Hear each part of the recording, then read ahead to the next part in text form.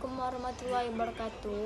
Saya Yuni Yunalsi dari kelas 12 FK 3. Di sini saya akan menjelaskan tentang sediaan pil.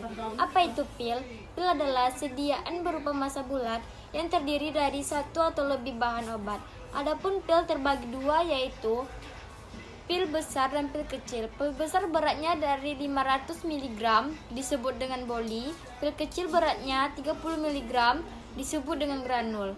Adapun komponen pembentuk pil yang pertama yaitu zat utama bahan obat, dan yang kedua zat tambahan. Zat tambahan terdiri dari bahan pengisi, gunanya untuk memperbesar volume pil, contohnya bolus alba.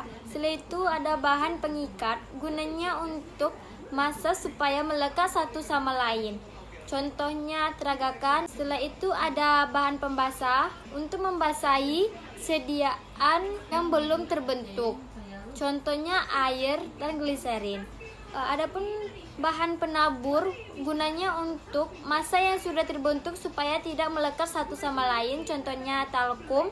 Dan terakhir ada bahan penyalut, digunakan karena adanya alasan tertentu, yaitu yang pertama untuk menutupi rasa dan bau yang tidak enak, dan yang kedua untuk mencegah perubahan karena pengaruh udara, contohnya balsam tolu. Adapun cara pembuatan pil yaitu dengan cara mencampurkan bahan obat dan menambahkan bahan pengisi dan bahan pengikat, lalu diaduk secara homogen dan ditetesi dengan bahan pembasah. Kemudian pil dibentuk silinder dan dipotong sesuai pil yang diminta. Setelah itu pil yang sudah dipotong dimasukkan ke dalam alat pembulatan pil yang sudah diisikan dengan bahan penabur. Lalu bila perlu dilakukan penyalutan sesuai dengan jenis bahan penyalutan yang digunakan. Dan yang terakhir ada contoh sediaan pil. Yang pertama ada pil Darcy dan yang kedua ada pil Mastin. Baiklah, selanjutnya saya akan menjelaskan tentang layanan di apotek, yaitu menurut Peraturan Kesehatan Menteri Republik Indonesia Nomor 9 Tahun 2017 tentang apotek, menjelaskan tentang hal-hal tersebut, yaitu yang pertama bangunan, sarana prasarana dan peralatan dan ketenagaan. Yang pertama yaitu ada bangunan.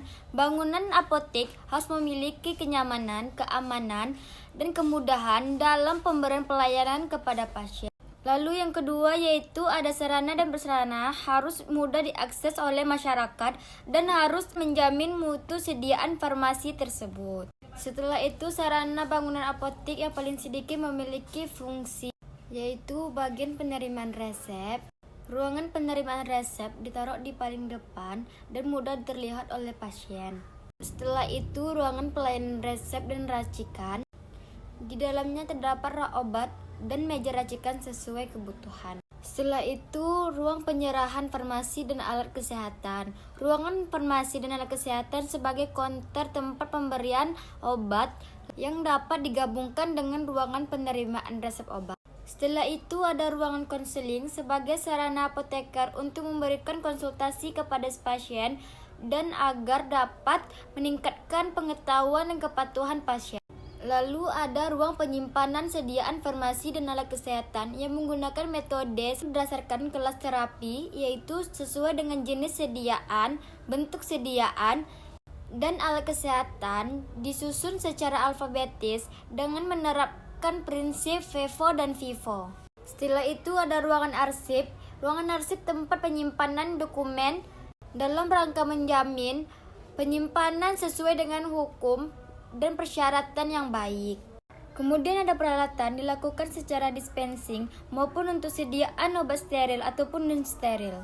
Dan yang terakhir itu ada pelayanan farmasi. Pelayanan farmasi adalah pelayanan langsung dan bertanggung jawab kepada pasien yang berkaitan dengan sediaan farmasi dengan maksud mencapai hasil yang pasti untuk mencapai mutu kehidupan pasien. Sekian materi yang bisa saya sampaikan. Semoga bermanfaat bagi kita semua. Assalamualaikum warahmatullahi wabarakatuh.